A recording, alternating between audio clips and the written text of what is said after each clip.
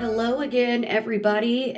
We are back with another episode of Between the Shadows. This is Kara. And this is Kristen. We are on talking more Dark Shadows and continuing this 1795 storyline. Oh, yes. We're at the part pretty much right before Vicky's arrest, I guess. Yes. We're right before that point. And last time we chatted, Angelique and Barnabas had just gotten married. We're just up to that point. They're married. They're husband and wife. Yeah. The knot has been tied. Mm-hmm. And I just kind of want to preface this episode by saying before the wedding, Ben Stokes comes in and tells Barnabas that the Reverend Trask has been on the hunt again for Victoria. And Barnabas tells him to get Victoria from the barn or the stable or wherever she is and bring her back to this house. It is my house now, and I will hide her. Right. Ben brings her in, and she thanks Barnabas up and down for hiding her and for housing her.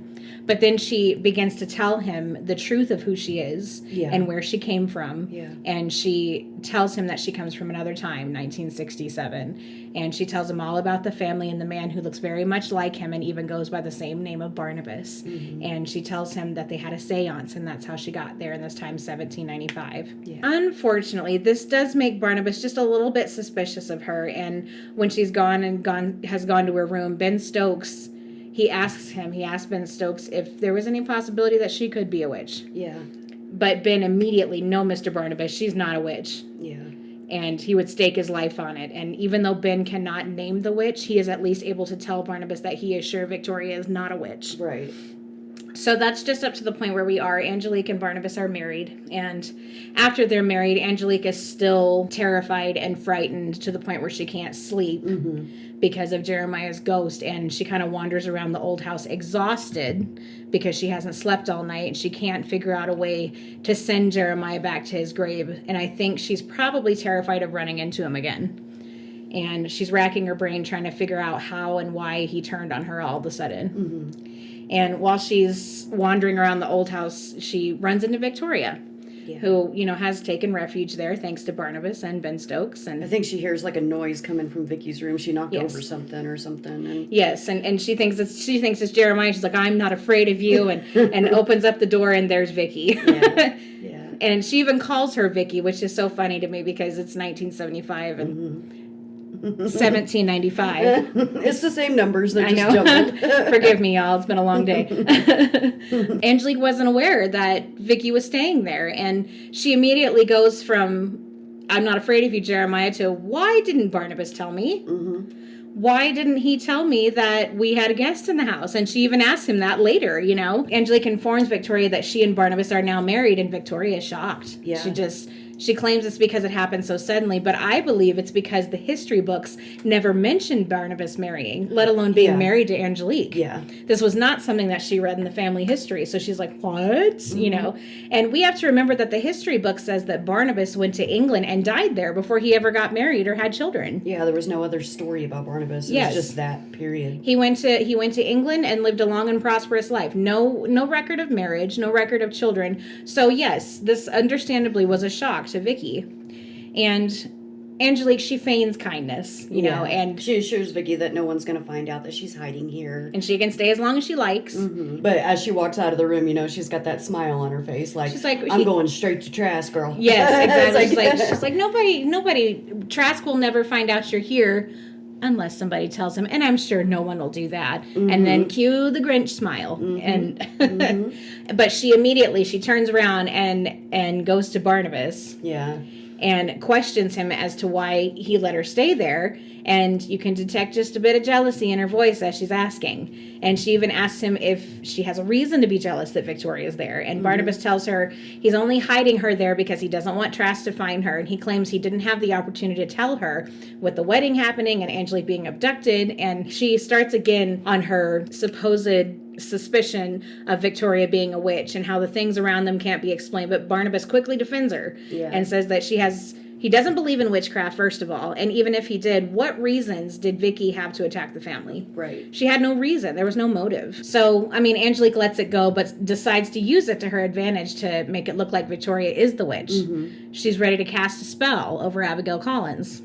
to give her a dream / revelation about who and where the witch is. Right. She asked Ben to go to Abigail's room and steal her black ribbon. I think Abigail says, the one I put my hair up at night to go to bed or whatever. Yes. And he brings it back to Angelique. And like you said, she was going to cast a spell on Abigail to have that dream, some kind of a revelation of who the real witch is. And of course, Vicky, it'll be pointed at Vicky. Angelique admits she's still trying to figure out who is controlling Jeremiah's ghost to terrorize her. Like, this is also kind of trying to figure that out too, because she's like, I can't think, I can't sleep. Right. But Ben doesn't make it far, though. He doesn't even make it back to Angelique with the ribbon. No, he doesn't. Abigail catches him and, you know, of course accuses him of stealing. Yeah, and what are you doing here? Ben fesses up because she sees him hiding something behind his back. He fesses up and shows her the ribbon, but says he did not steal anything else. Like, then he tries to go on and tell her that the witch made him do it. Yes. And at that point, he starts to get choked up and can't speak. Yes, he can't say Angelique's name, but he can mention that the witch sent him there. And he got at least that far with Abigail, and you know that just sends her brain in a frenzy, you know, urges him to speak up, but he just can't. He can't. And at that point, Angelique is feeling like something happened to Ben. Like she can feel it in her soul. Like something's happened, what's going on. She then starts to cast another spell and starts to beckon to Sarah. Yes. In Vicky's voice. Yes. Like, in Vicky's voice for her to go to the old house and go see Vicky. Abigail, at that point, is telling Joshua about finding Ben in her room and that he's there to steal. And Joshua, he believes that Ben was there to steal, but he still doesn't really believe in the witchcraft part of it. Yes, the witch made me do it. He doesn't believe that part. He's refusing to indulge Abigail in this. He calls it incessant hysteria, is what he called it. Yeah. And she, because of this revelation or whatever, she tells him that she believes Vicky is hiding in the old house and they need to go check it out. Yes, and while they're arguing about this, oh, you need to just knock it off. Oh no, Joshua, it's true. Here comes Sarah with her cloak on, and they're like, Sarah, where are you headed? You know, I'm going to the old house. I'm going to see my Miss governess. Winters. Yes, I heard her voice. She was calling to me.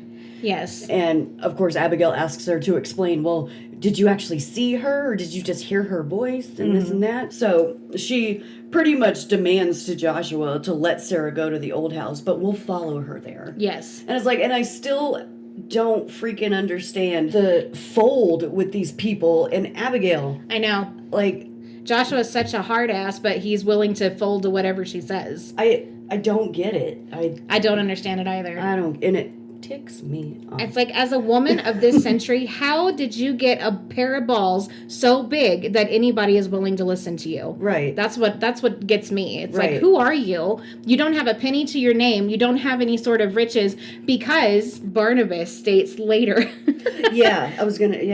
He states later that Abigail doesn't have any worldly positions. She's the poorest Collins in the family. Because they're a temptation from the devil. Right. So, she doesn't have worldly things. And so who are you that people are so terrified of you? That's I don't believe you, Ben, that you'd be there to steal money from her, because she's this and she's that and she has nothing to steal. Right.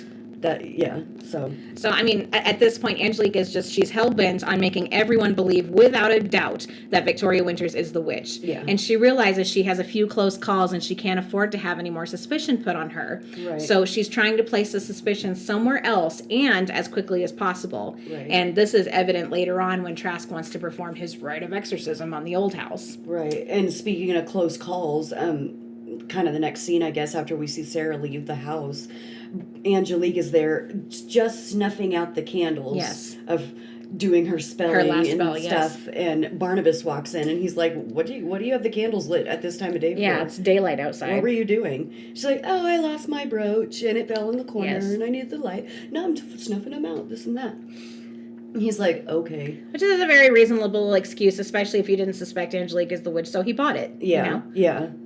And at that point, Sarah, Joshua, and Abigail all arrive in the old house. And Sarah opens the door, Miss Winters. Yeah. And Abigail's, that's right, Miss Winters. Where is she? Right. Barnabas, what are you doing here, darling? Yeah. And she tells Sarah to tell Barnabas what she told her and Joshua about hearing Vicky's voice. And demands to know if and where she is in this house and that they be allowed to search the house. And after a few moments of bickering, they notice Sarah's gone. Yeah, she's like, okay, you know what? Screw all of you adults. I'm going to go find her. I'm going to go find her. So she does find her, and she's up there talking to Vicky in her room, and she tells her that she heard her calling to her and that Joshua and Abigail have come with her, and Vicky just, her heart sinks. She's like, oh my God, they can't find me here. Otherwise, you know. And Sarah quickly realizes, oh crap, I shouldn't have said that, you know. But Sarah knows that house in and out, and she knows a great hiding spot, so she takes Vicky to that hiding spot. Yep, takes her all the way up to the attic, and nobody looks for her there. And before that, you know, she promises Vicky that, I promise I will not tell my father or my aunt that I saw you, but come with me now because they're on their way up. And you hear them, Sarah, meh. Yeah. So they go upstairs, and Abigail's grilling Sarah after, I guess she's back from she does too. It's like, this little girl Vicky is just a little kid, and you're sitting there grilling her like she's a prisoner who's just been caught thieving. It's almost threatening. Her grilling is like threatening. It was as bad as the grilling that she gave Ben when she found him in her room. Yeah. And it's like, this is your own flesh and blood, sister. What are you doing? Yeah. It's just a little girl. Yeah. But, back then, putting the fear of God in kids, I think was definitely the order of the day, for sure. After not finding Vicky, Abigail's like, well, we need to get Trask over here to exercise the house and, quote unquote, drive the witch out. Yes. And Joshua is not for this, but he does tell Barnabas that, well, if she really isn't here, then what's the harm in letting Abigail have her way? And he's again folding and he's trying to, and the excuse that he uses with Barnabas is that, look, let's just keep peace in the family. Let him do a stupid thing so we can get this over with. Yeah. And Barnabas is just like, oh, fine. And Joshua not really believing the witchcraft stuff. Yes. He's like, well, I don't believe it, so it's not going to work. So if she's here or not, it's not like... What's the harm? What's the harm? Yes. I guess I understand, but still, it's like, but men, put your foot down. Exactly. Honestly, I wonder, and this is something that is just off the top of my head. I don't have anything to base this on, just my personal opinion. I wonder if Barnabas agreed not only to keep peace in the family, but to maybe extend an olive branch to his dad because of the way that he reacted before. Right. He disinherited Barnabas. He disowned him. He told him, you're no longer my son. And maybe it was just to get in maybe some good graces with Joshua. Yeah. Again, I don't base that on anything. It's just a reading between the lines, read between the shadows, guys. That's right. We make up our own stories where they leave it out. Exactly. So I think that Angelique saw this as an opportunity, again, to place the blame on Victoria. Trask does indeed come and perform his exorcism. All the while, Angelique has planted herself in her old room where she was a servant and cast a spell over this house of cards. And the whole time she's building up this house of cards. And by the way, shout out to Lara Parker for being able to build a house of cards on set while she's talking. That's like not an easy feat. But this house of cards, it's supposed to represent the room that Victoria is currently sitting in. Right. And while Trask is giving his incantations, she is simultaneously casting her spell over Victoria's room. It's in tandem with each other. Right. And she causes the house of cards to catch fire, and at the same time, a fire starts in Victoria's room. She speaks to her deck of cards, and I kind of want to just read this off. The spell goes like this. Yeah. You must see each other face to face and watch that each of you obeys my least command. You will hear the impotent cries and incantations of an idle fraud who has come in search of a witch, but he is a fake, and his worthless chant will never reach you. But with his help and yours, I will rid this house not only of an enemy, a young and beautiful enemy, but I will rid it of all suspicion that might in time be aimed at me. Mr. Trask, the so-called Reverend, will find his witch. She will come running to him. You are the halls of her room. You are the place where she's lying now. She is enclosed within my power. Stand fast. Keep watch. The moment is almost here. First, the chilling cold, and then the fire. That room is here, completely within my power. I call upon the heart of fire that burns within the heart of ice, the fire that freezes and does not consume itself. I summon the eye of fire that burns within the icy eye that watches over all things evil. I call it to this room of my own creation. Heart of fire, heart of ice, fiery eye of coldest evil, burn. I command you to come and burn. Eye of fire, heart of fire, I summon you from the evil icy waste of the world beyond. burn. It's one of my favorite. I'm not a witch. I'm not into witchcraft, but that is one of my favorite spells. Yeah, and it was funny. As I was doing my homework for the podcast. Yes. I was listening to a Jerry Lacey interview at the end of one of the discs, and he was talking. He was like, it was that interview where he's like, and there was only about 5 characters in an episode at a time. And he's like, and especially when we had to read off those incantations and prayers or whatever they are, he's like, that shit was tough. Yeah. He was like, that was really hard to memorize. That Yes. is so much dialogue because there was only about 5 actors in an episode. So they had to fill that space with dialogue. And he's like, especially when we had those spells and incantations to read, he was like, that was tough to memorize. Yeah, and I would think that not only is it tough enough to learn those incantations and to know them off of the top of your head, but to put so much feeling behind it, the way that Jerry Lacey and Laura Parker did. And it's incredible to me. Yeah. It just and hats off to you guys. You guys were brilliant, and you give me chills every time I watch this scene. I've seen this scene a billion times, and it still gets me every time. That's why I felt the need to write this down. It was just like, wow, the writers on this show, Gordon Russell and others too, they were so good with words, and there's so many good quotes that we can pull out of this show, and that's why we have one at the end of every show, because it's so easy just to find one, y'all. And it's anyway, that, bunny my trail. Dear, is called acting. Yes. Absolutely. So But before we go any further with Trask and Angelique here real quick, before or kind of while she's setting up her house of cards, they keep flashing to they flashed over to Barnabas and Vicky, and Barnabas goes to Vicky and tells her that he is going to allow Trask to exercise the house, basically have Rain and exercise the house. He tells her that he's not going to go any further than the threshold of the house, so he's not going to come into the house at all. So there's she can no stay reason exactly where she is. there's no reason that she'd have to go back to her room that Sarah took her to. And he assures her that he believes her about coming from another time. Yes, and that he's I'm so on her glad side. you brought this out. Yes, I'm so glad you brought this up. With certainty, he was like, I believe you. He's like, and I'll protect you, and nothing's going to happen to you. And she tells him that there's a Barnabas from her time. Yes, I'm so glad you brought this up. and that he's kind and gentle too, just like this Barnabas today. Yes, you're so very much like him. And he asks, is he free from my family's trials and Heartache. awful situations and heartache? And she's like, not completely. What must have Barnabas thought? Yeah. And he's astonished that even after all those years, there are still trials for the Collinses. And this kind of made my mind wander just a little bit. Now, we have Joshua Collins, who is the ever-present, ever-vigilant keeper of the family honor. Right. And in 1967, that is Elizabeth's role. And everything leading up to this, Elizabeth, in her way, has done the same exact thing that Joshua has done in this time. When David messed with the brakes on his dad's car, when Joshua, sorry guys, 1795.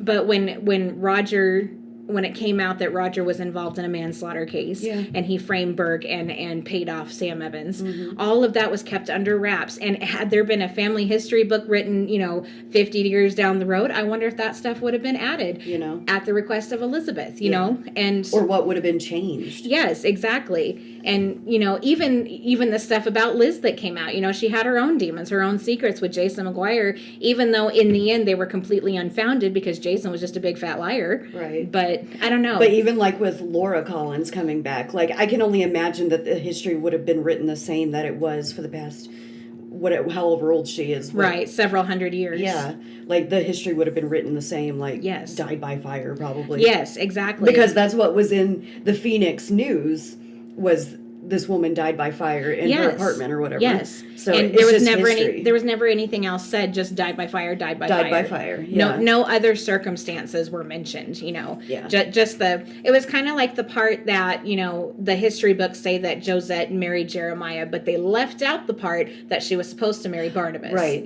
Right. And even though Barnabas, he seems like you were saying about what Vicky was telling him about the Collinses of the 1900s. But you could also see it in his face, I think, a little, that he was still at peace or a little content that with the fact that he knows the family is still around and alive. Yes. 200 years from now. The Collinses will live on. The Collinses have lived on. Yes. Yeah, And I think, yes. So, yeah, after that conversation, yes, this whole Trask Angelique duel, Yes. kind of, and their incantations and stuff is going on, and Vicky does end up seeing a fire in her room, and she is able to kind of snuff out the first one with her blanket. She just kind of throws it over, and it kind of goes away, and she goes back to the window to hear what Trask is saying and stuff, and Trask was like yelling. It was crazy because like what he was saying was almost kind of what Angelique was saying. It was the opposite, but same. Yeah.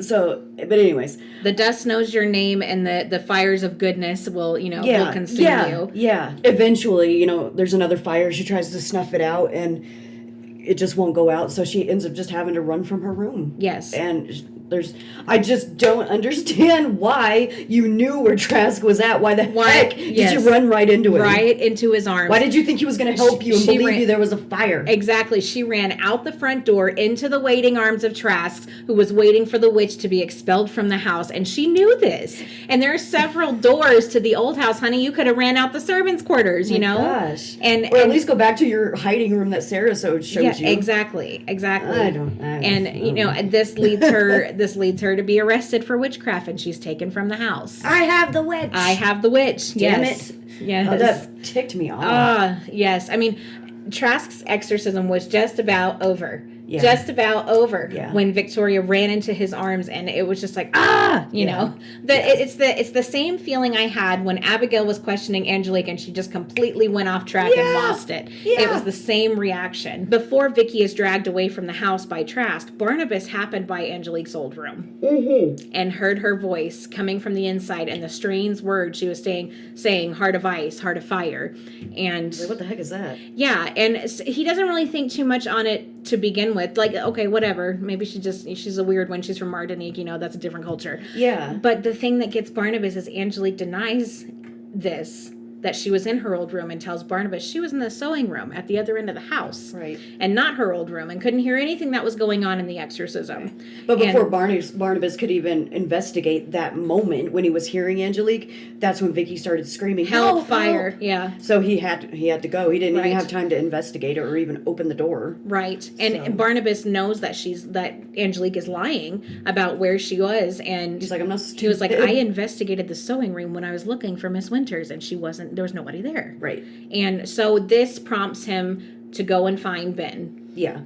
And because he knows that Ben is locked up in the basement of the new house, because when Abigail and Joshua came in, they were like, well, Ben was caught in my room and we've locked him up. And, Right. So he goes down there, bribes one of the servants to give him the key, and Ben refuses to answer any of his questions. Yeah. He ends up swatting Barnabas over not swats, because it was very heavy. It was just kind of an accidental push off that knocked him out. Yes, he panics as, but knocks Barnabas out with the glass bottle over his head. So after he gets knocked out and everything, Joshua comes in and finds Barnabas laying on the floor, locked in Ben's room. Right. Riggs, is that you?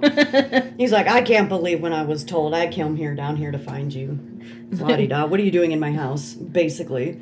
And they bicker for a minute there, and Barnabas again tries to talk some sense into his dad about Vicky being innocent. And after that, Barnabas goes to visit Vicky in jail and asks her to go over everything she remembers from last night, like every detail. And she tells him about the fire in her room and the power of light, the consuming fire of goodness. She actually says those words to him, and that gets his attention. Yes. Like, he gets wide-eyed. He said he heard her shouting from her room, but when he got there, she wasn't there, and there was no evidence of a fire in her room. There was no ashes, there was no smoke, there was no fire, no nothing. Right, and for one dismal moment, I think that Barnabas believed that she was a witch, even as much as he didn't want to. I think for that one... I mean, what are you supposed to think? Yes, exactly. And he even tells her, I don't want to believe it. But, right, I don't want to. But then she was like, the funny thing is I was trying to extinguish this fire, and my hands actually went into the flames, and I wasn't burned, but it felt like I was holding a cake of ice, and that sets off his attention again. Yeah, fire, ice. Yeah, and then he remembers the words that Angelique said in her room, heart of fire that burns in the icy eye, And as quickly as he began to think Vicky could be a witch, that feeling went away in that moment. Yes. And he looked at her, he was like, I assure you, I believe you. Yes. You're going to be okay. I'm going to get somebody to defend you. Yes. All doubts were extinguished in that moment. Yeah. Vicky has a glimmer of hope in her eyes. She's like, oh, thank God somebody believes me, you know? Right. And at that point, he goes off to find Ben again. Mm-hmm. And he finds Ben hiding in some storage-looking shack on the property. Like some old abandoned shack. I think it was near the water. And it was probably part of the old house's property. Probably. It reminded me of the shack that Laura took David to. Yeah. And it could have been because, the shack hadn't burned to the ground yet. So it very well could have been. And he assures them that he's safe and that he came alone and that he has no reason to be afraid of him. He's not mad at him for knocking his block off earlier. Yes. But and he also comments, he was like, Ben, nobody comes here. I'm the one who showed you this place. You remember I showed you this place? I'm the one who remember? showed you. And he just kind of guessed that Ben would be here, and it was an excellent guess because there he was drinking his whiskey out of the barrel, Mm-hmm. And Barnabas has got this bright idea that he's going to try to coax or trick or kind of guilt Ben into telling him the truth. I thought at first it was reverse psychology, but it really wasn't. Mm-mm. He used this technique. I don't even know how to explain it, but I thought it was brilliant. It was maybe with like Ben's simple mind. I said the same thing as I was watching it. I was talking with my husband, and I'm like, I said, he kind of used Ben's simple-mindedness to his advantage, and I think he kind of tricked him, and he was like, no, I don't think so. I think he was just trying to get the truth out of him. Yeah. And using the best method that he could. I'm like, that's basically it, and that's basically what he does here. It's like Ben almost has a childlike mind and spirit, and kind of like Sarah, she was just freaking afraid of Abigail, and Ben's just so friggin' afraid of Joshua, he doesn't want to speak up to anybody. Yes, and I think it's hard for me, knowing that and keeping that in mind, it's so hard to see Ben as a criminal. Yeah. I mean, yes, he was caught stealing food, but because he was hungry. Killed anybody. Yeah, he never killed anybody. He was hungry and, didn't have any place to go after the war was over. He had PTSD. He was hungry. He was starving. Probably for a loaf of bread. Honestly, I think it was the whole thing that Ben was a criminal was a complete misunderstanding. Yeah. Because he's so loyal to the Collinses. He's so loyal to Barnabas. Mm-hmm. And all he wants to do is protect these Collinses. I mean, namely Barnabas, Sarah, and Mrs. Collins, Naomi. But he's just so loyal, and it's difficult for me to even think of Ben as a criminal. He's a servant, simple-minded, yes, but a criminal, no. I can't see that. Yeah. So. And he can tell as he's kind of coaxing Ben into getting him to tell him the truth of what he knows. Mm-hmm. He can kind of tell that Ben's getting more uneasy as he talks about Vicky being the witch. Like, yes, he just denies it and becomes uneasy every time he says a bad word against Vicky about it. Right. He's like, I have you to thank for this, Ben. And he's like, he asks him to confirm and write the witch's name in the dirt. Mm-hmm. And he's like, I've been teaching you how to write. I've been teaching you how to read. Because Ben says this thing. He's like, Mr. Barnabas, just supposing I did know who the witch was, but she used her power on me and not be able to speak her name. And Barnabas clarified and tried to tell Ben the correct way to say it. You mean she had power? She took hold of your power of speech. And he was like, yeah. And he was like, you would have found a way to tell me, Ben. And he was like, how would I have done that? He was like, I've been teaching you how to write, Ben. Mm-hmm. And he's like, write her name. Here's a barrel with some dust on it. Write her name. Write just her, not even her name, just her first initial. Yeah. And he I love that part because it's so dramatic. But he starts writing the A and it looks like a V, and Barnabas is like, a V. No way. And then he writes that little line in between the V. Yes. And he's like, A for Angelique. And you can just see in his eyes, that bitch, My skin crawled. My hair stood up. Yes. At that moment, he's A for Angelique. Mother. Yes. For real.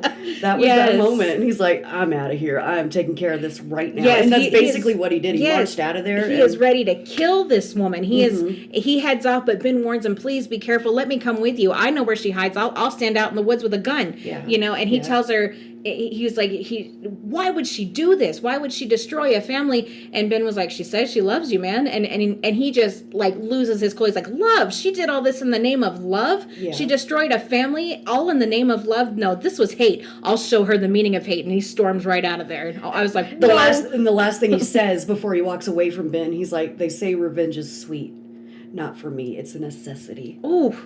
Dang, what a line. Yeah. Yeah. And then he marches off. Yes. And that's when he gets back to the old house. And he calls out for Angelique, but there's no answer. So he's just kind of pacing a little. And he stops by the sherry glasses and the pint of sherry or whatever it is. And he reveals that he's got a vial of poison hidden in his jacket. And he plans to use it on Angelique. She then enters the room and starts her small talk about their days. How was your day, sweetheart? Yeah. What did you do? What did you do? I missed you so. Well, what did I do? This and that. And he's just cold to her the whole time. I was like, pfft. Right. Every answer she has for him, he's like, pfft. Yeah. Now that he knows, he sees right through her, and it's just, I love the way that he responds to her and everything that she says in this scene. And she's like, Barnabas, let's go away. Let's do this. And he's like, pfft.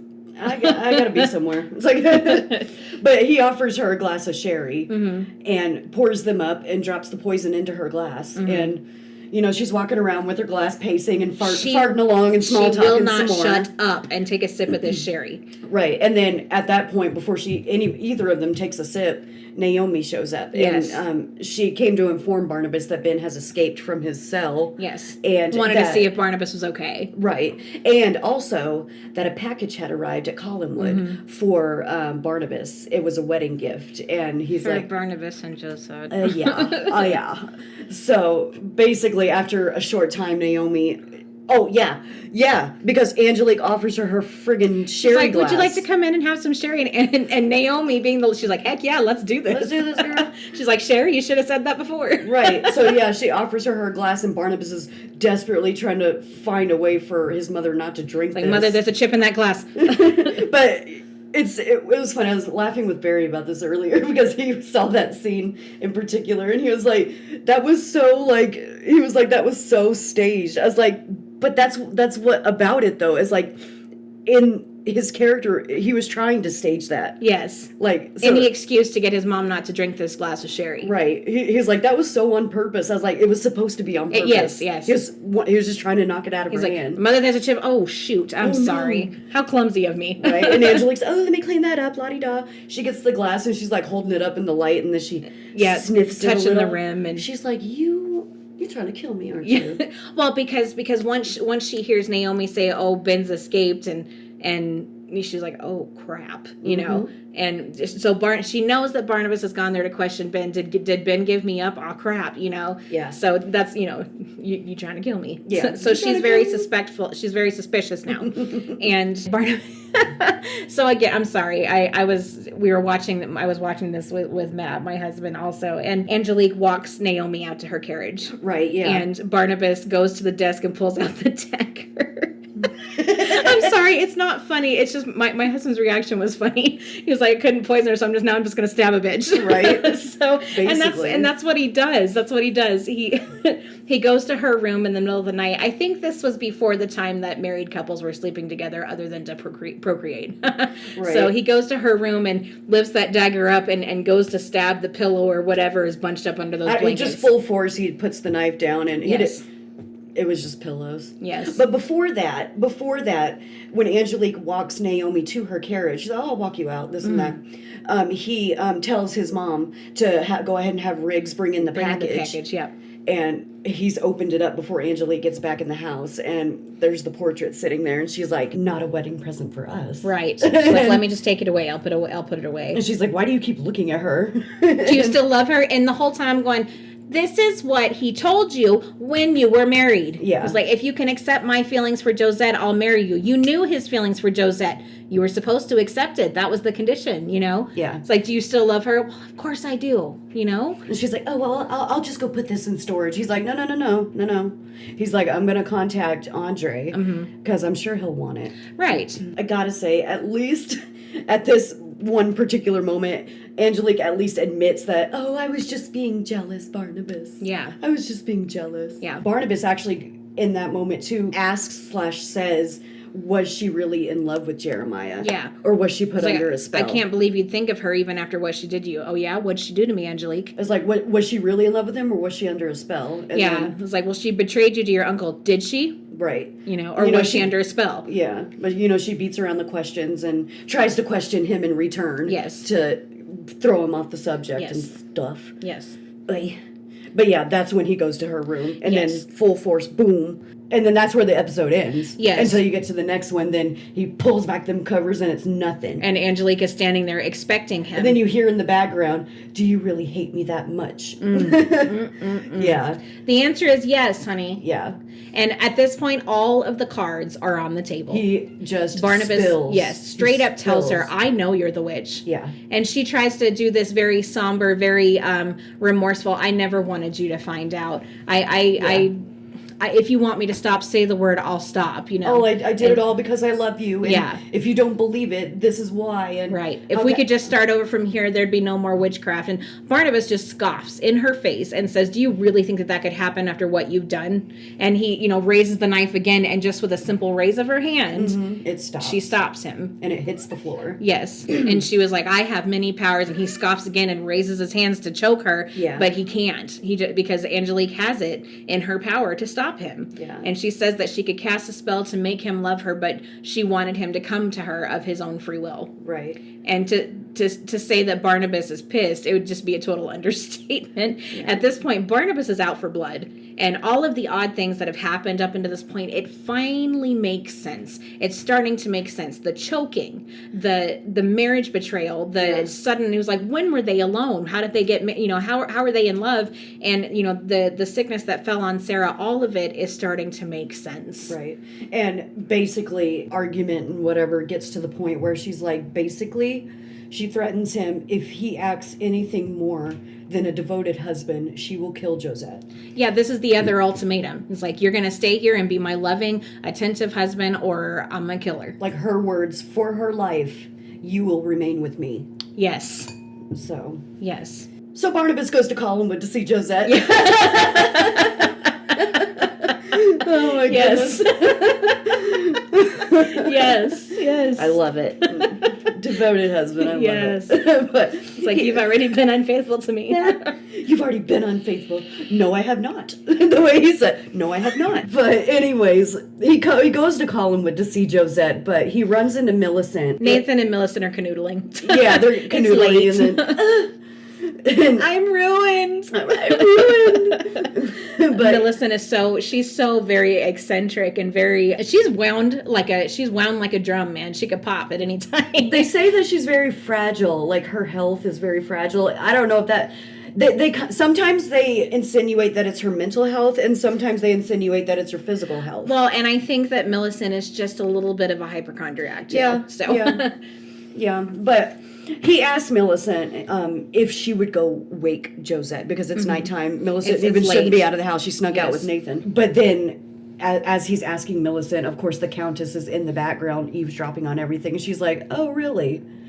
And she's like, no, you're not going to talk to Josette. No. She doesn't want to see you, and it's not going to be good for her. Right. And she ends up taking Barnabas up to her room to talk some more with him, but still she doesn't give in. Let Barnabas see her. And she even said, a weird way to spend your honeymoon. Mm-hmm. You're on the terrace looking for your pretty much ex-wife. Mm-hmm. She's like, what could you possibly have to tell her? That you're sorry that you married her maid?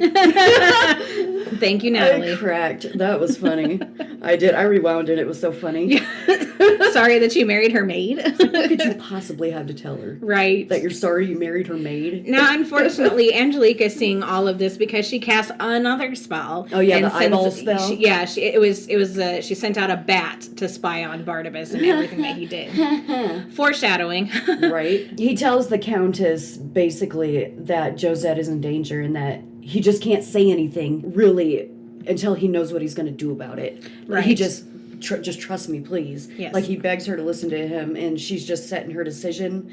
She walks him out because she says she wants to make sure that he actually makes it out and not out the door. wakes Josette on his way out. Yes. He runs back into Millicent on his way back out, and again asks her to ask Josette later if she will meet him in the garden. But before he leaves, he sees that bat flying around. Yes. Looking in on him. Yes. And they decide basically that if Millicent can maybe like invite Josette out for a walk. They can meet, The quote next unquote, by evening. chance. Yeah. By accident. So after that scene, we flash to Vicky after a couple of episodes. We haven't seen her in just a little bit. And this is the first time we see Peter Bradford. Yeah. Peter Bradford. And I just have to say, this is the first time he went to visit her. This is the second time. This is the second time that Barnabas has gone to visit her. The first time, he wasn't sure of anything. He wasn't sure if Vicky was the witch. He wasn't sure if he wanted to believe she wasn't. But this time, no doubt about it, he's absolutely convinced, no questions asked, that Victoria is not the witch. Right. Well, by the end of his last visit, he was sure. Yes. Like by the 11th hour of their last visit. Yes. He was but I this you. time he has concrete. Yeah. He walks no doubt in solid about it. Yes. and confident. Yes, and he brings in a judge to possibly defend Victoria in this witchcraft case. Right. And the judge tells Vicky he wants to help. He's here to help. And especially because he says, I know Trask, and all I know him for is a common charlatan. Yeah, he's a charlatan. What he said. And I can't wait to expose him in court, So yes, I'm willing to take up your case. But the problem is Vicky can't provide any information about, any concrete information about her past or anybody who knew her before she came to work for the Collinses, because the only references she has are future Collinses. Right. Well, and Barnabas keeps trying to jump in and answer questions for her, but he's like, hold on, dude, I got to hear this from her. I got to hear it from her. And she's like, you know what, Mr. Collins, I have to. She starts spouting off the story about her coming from another time, and the judge is like, look, I can't use that to defend you. He's like, he's dumbfounded. He says he truly wants to help her, but he just cannot take a story like this into court. Yes, absolutely. And Barnabas assures her, he's like, don't feel discouraged. I'm going to find someone to defend you. I will do whatever it takes. And there's Peter Bradford standing in the background the whole time, not saying a word. Yeah. Just kind of standing there. He's the jailer who's been watching over Victoria this whole time. At the point, Vicky's like, oh, I forgot you were here. Yeah, and he agrees to defend her. He's taken the job at the jail because he's studying to be a lawyer. And Peter Bradford, he took a very special interest in Victoria. I don't know exactly what it was that drew him to her. He tells her that he had been watching her ever since she came to the jail. He watched her crying in her cell, and all this time he's been trying to decide for himself whether or not she's a witch or she's innocent. And he says he wasn't sure, especially after hearing about this story about being from another time. Right. But he has just decided in that moment that she's innocent. He's like, I would never feel sympathy for a witch. Yeah, he was like, I think that at first... Something like that. Yeah, I think at first Peter felt bad for her and just wanted to help her, make her feel better. She was all alone, and the only person that was willing to defend her was Barnabas, and even Barnabas was coming up short with ways to help her. Yeah. And Peter said, I believe that you're just a frightened girl who doesn't have the power to harm anyone, and I pity you. Yeah. He was like, and I can't pity someone. I don't feel like I have the ability to pity someone who's a witch. Exactly. And this was the beginning of that fondness that grows between them. And we know from later episodes that this turns into a very deep love between the two of them. And suddenly, Vicky forgets Burke Devlin who? Yeah, for the first time. Yes, this is the first time that, she hasn't been so sorrowful about, Burke Devlin and his plane going down over the Amazon. And she...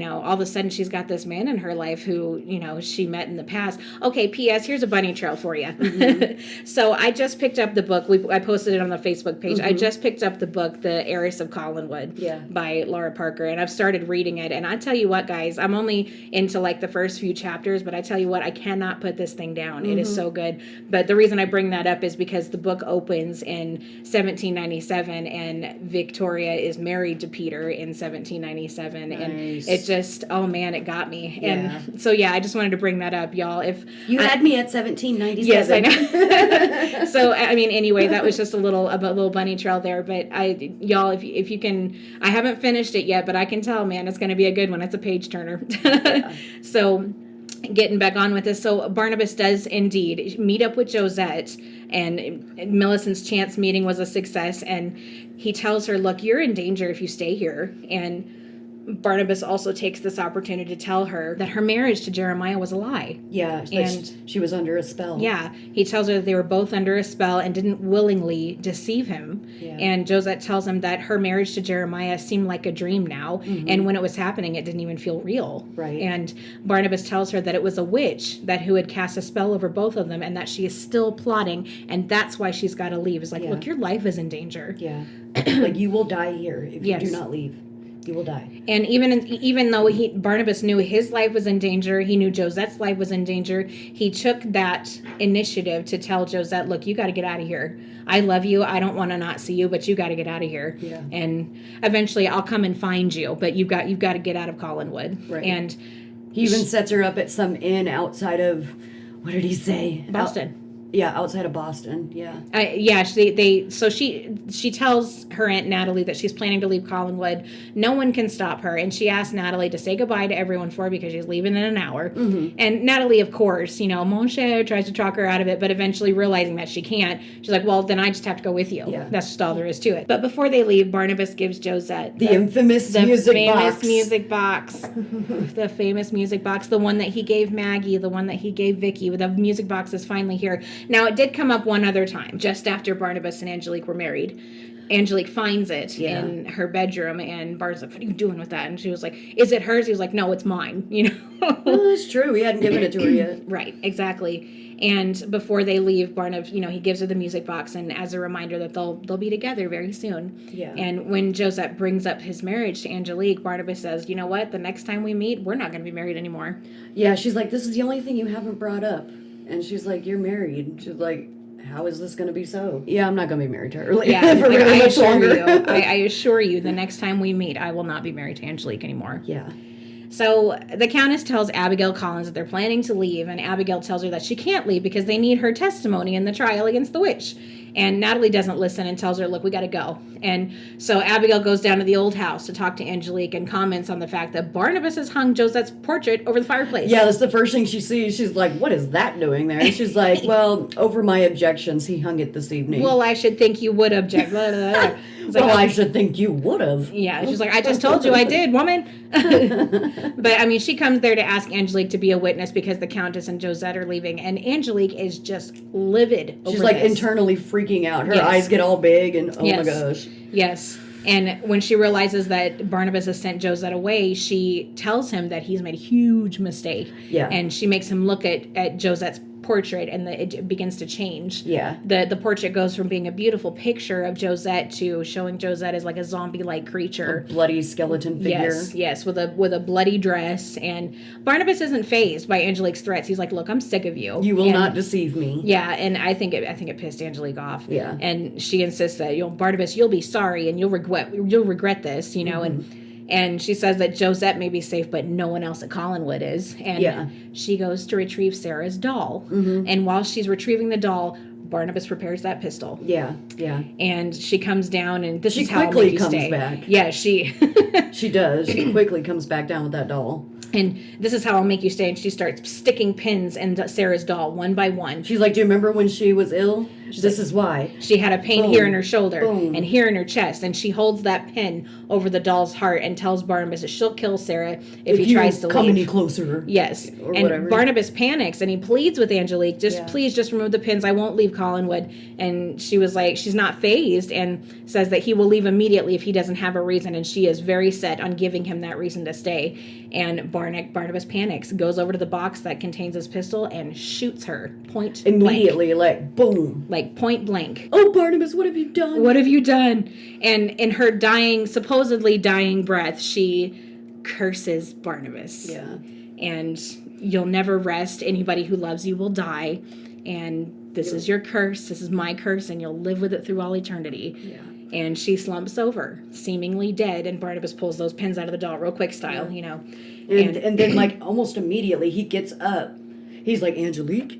Then he, like, stands up, and pretty much immediately you hear this crash behind him, which I'm assuming the window window breaking, yeah. And the bat flies in. And bites him. And I know the acting, I know what it looked like, but you know what it was intended to be, and he did his best to fight it off. Yes. I know what the acting says. I know that says something different. You know what, though? For us, true blue, die-hard Dark Shadows fans, we knew what this meant. Yes. And we knew the intention behind it, which means that we could take that and, be terrified with Barnabas of this bat that's on the fishing pole, Right. But he does his best to fight it off, but to no avail. He lies there with these two big gaping wounds in his neck, and he's slowly dying.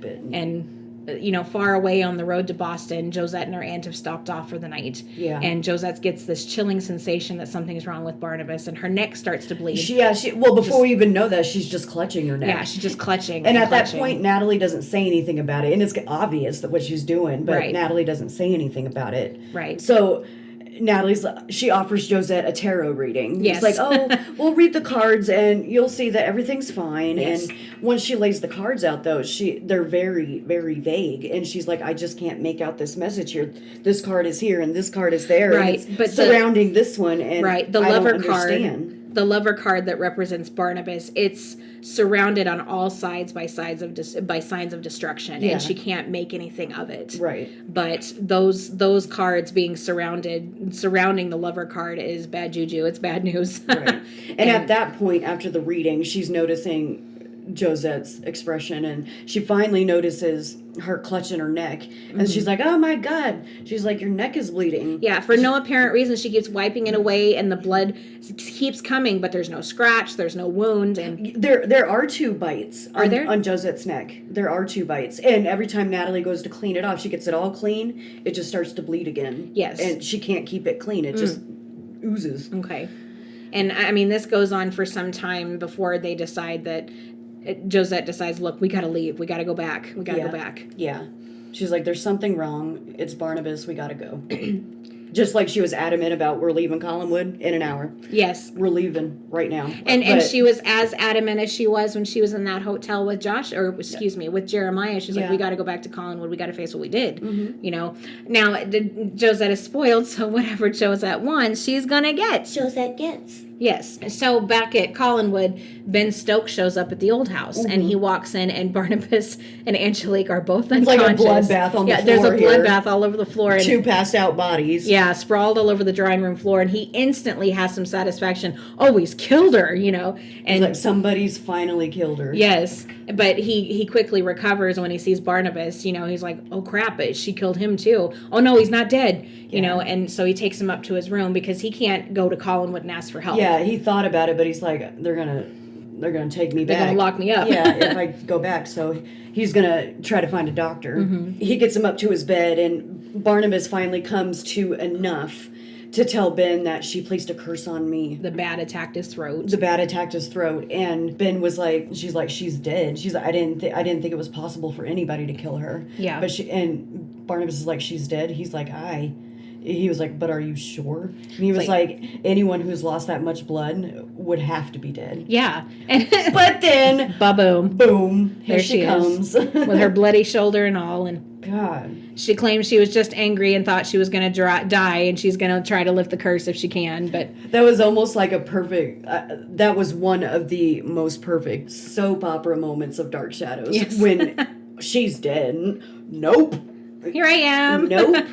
Here I am. So yeah, she comes into the room, and Ben's trying to keep her away from Barnabas, just don't come near him, leave him alone, leave him alone. But, she makes her way over to the bed, and, well, now that I'm not dead, I don't want him to die. Right. Get out of here. And then there's a little bit of panic in her voice, because she keeps saying that we've got to do everything to keep him alive, because if he dies, he's going to become one of the living dead. Yeah. And Barnabas, the next couple episodes, he remains in this delirious state, saying over and over that he's got to leave and he's got to go to Josette immediately. And Angelique tries to stop him, and he tells her that she'll never find him, and that she's going to stay safe from her. And a couple of people show up. Naomi shows up and wants to see Barnabas, but Angelique's able to send her away. Barnabas can hear them, but he's so weak he can't get to her. And eventually Angelique does decide that she's going to try to lift this curse, but it's completely unsuccessful.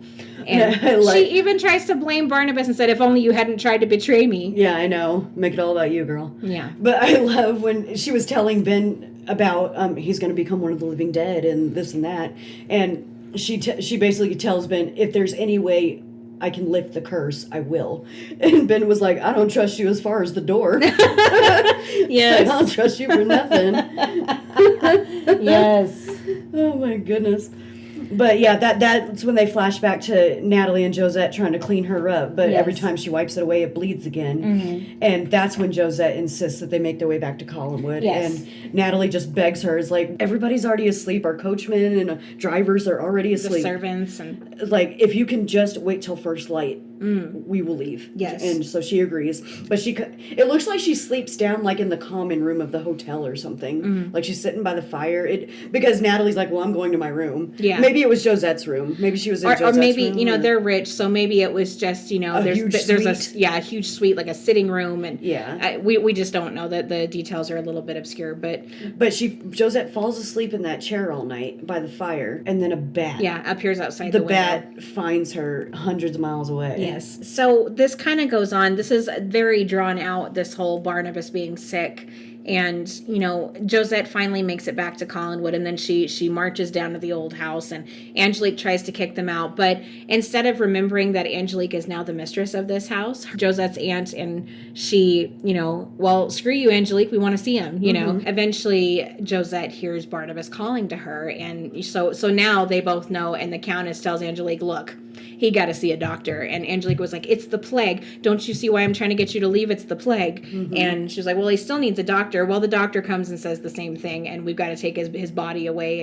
And they're like, no, we're not going to do that. So eventually it just keeps going on and on. He's got the plague. But then there is one piece that I want to touch on here, because Joshua and Naomi have come to see Barnabas. The Countess blabbed, and now his parents know. And well, they have a right to know. Exactly. I mean, Angelique wasn't even going to tell them. He was just going to lay there and die. Yeah. I mean, how was she going to explain that if Barnabas had died? Well, because he's going to come back. He yes. just can see you in the evening. Yes. And after the doctor confirms it, Josette goes down to the jail to talk to Vicky and begs with her to please release Barnabas. This curse, and Josette is so convinced she's a witch, and Vicky tells her over and over, I'm not a witch. Here's the proof. Go to my room. There's a book in my drawer. She's like, pull out the book. It's the Collins family history. Just please. It proves my innocence, And Josette finds it, and she reads of her own death. And then she reads that Barnabas is supposed to move to England and never return. She's like, oh, Barnabas isn't going to die, thank God, Well, and she read all the stuff before. She's like, well, yeah, that happened, but it was like, it's not this way. It's like, it's almost the truth.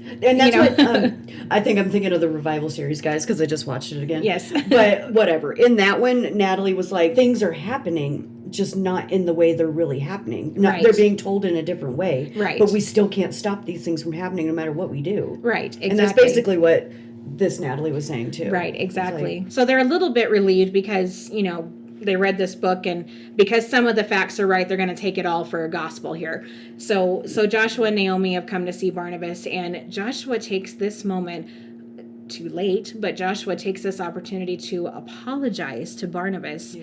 And it was so profound and so touching to me. Yeah, and it actually brought tears to my eyes to watch this. Joshua apologizing to Barnabas and telling them he was stupid for telling him that he couldn't marry. He was wrong to tell him he couldn't marry whoever he wanted. And then Barnabas reminded him of the war. And God, it's making me emotional, but when Joshua was wounded, and Joshua told him that if he lived, they would never fight again, and that they would live in peace. And here they are finally coming to grips with this fight that they've just had because Barnabas wanted to marry Angelique. Yeah. And it was so heartbreaking. And then the next moment, Josette comes in, and with his last dying breath, he tells her that he loves her and to wait for him because I'm going to come back for you. And she begs him, please don't leave me. I love you too. And it's over. He dies. And oh my God, it was just so heart-wrenching and heartbreaking. And yeah. But back downstairs, Joshua comes down and announces that he's gone. And Naomi and the Countess and Josette are there. And Joshua was like, you know what? It was wrong of me to keep this from you guys because you guys are all involved. I've decided to keep my son's death a secret. Yeah. And I'm going to spread the word tomorrow that he is left suddenly for England. And that's that. And then Natalie and Josette's ears perk up and they're like, oh crap. Yeah. That's what they read in the family history. Yeah. And Angelique she thinks that this is just preposterous and that she has some rights too. He's my husband after all. But Joshua is the coldest towards her. He was like, look, as far as I'm concerned, you have nothing. Yeah. It's like, you tricked him into marrying you, and he has nothing. He holds nothing back to her at this point. Barnabas is dead, and he wants nothing to do with Angelique, and he wants Angelique to have nothing to do with this family. And that last moment with Barnabas and Josette, his last dying breath literally proved everything about how Joshua came at Angelique. You have nothing. He didn't love you. You tricked Yes, him. exactly. That proved it right there, what Yes. he freaking said to Josette right before he died. But Joshua, being the Collins that he is, he offers the same amount of money, 10 grand in gold. To get the hell out of my face. Yes, to get out of here and never return. Yeah. And at first he was like, oh, I haven't decided. He was like, I don't want you to... I've decided. I don't want you to take the money and then not sign this paper. And she was like, well... if you come back and the paper signed and I'm gone, you'll have your answer. So all of this, she calls Ben. They're still mentally linked. She calls Ben. Ben comes over and she says, look, I need you to go out, cut down a small holly tree, make me a stake out of it, and then bring me a hammer. Oh, my God. And he's like, what? They both go to the mausoleum because Angelique knows now that Barnabas is dead, she's got one chance or this is going to all hell is going to break loose. Mm-hmm. And she goes to the mausoleum to stake Barnabas in his coffin before the sun goes down. And Ben won't hang around. He's like, I'm not going to watch this. He traps her in there. Yeah. He's like, if you're telling the truth, then you're as good as dead. Yeah. And he closes the door. Yeah. But he's standing there listening on the other side. Want to make sure it happens. Yeah. Because he wasn't sure he believed her, but if what she said was true, she was as good as dead when he got up. Right. And it's like he said earlier to Barnabas, he's like, I thought it was impossible for anybody to kill her. Right. And then when she walks back into the door, I mean, that just kind of proves his point. Yes. But like you said, it's like, well, if what you say is true, then you're as good as gone. Right. So he's listening at the other side of the door. Angelique opens up the coffin, puts the stake over Barnabas's heart, raises the mallet just as Barnabas pops his eyes open, and she just screams. Mm-hmm. And that perfect Laura Parker scream. And Barnabas says the perfect thing to her once he realizes what's happened. He's like, why am I here? He's like, I'm dead, right? And Angelique was like, yeah, and terrified because now she realizes now she has no power over Barnabas. Right. And he was like, so the curse that you put on me, you said that nobody who loved me would live. And he was like, by that rationale, shouldn't you be the first victim of your own curse? She was like, what are you talking about? She's like, or did you lie to me all those times you said you love me? No, I didn't lie. He was like, well, then you got to die, and just chokes her. Yep. And she does die. She falls to the ground, eyes wide open, and she's dead. I think that might be a good place to stop. Yes, I think so. All this was pretty heavy towards the end there. And this is when, like I said, this is the beginning half of 1795. Yeah, we would just reach... This is the beginning of the second half, excuse me. We've reached the midpoint here. So, guys, next week, we've been going for a while tonight, so next week we're going to pick this up and continue. But tonight we just want to say thank you so much for indulging us. Thank you so much for listening. We have been waiting for this episode. Yes, this is what it all comes down to right here. So... again, just reach out to us with your comments, concerns, any concerns or comments or concerns about this topic, your opinions, man, we want to hear them, please. Our email is betweentheshadows2021@gmail. Find us on Facebook. We're on YouTube. Go ahead over and like us, subscribe, and, catch up if you guys aren't caught up yet.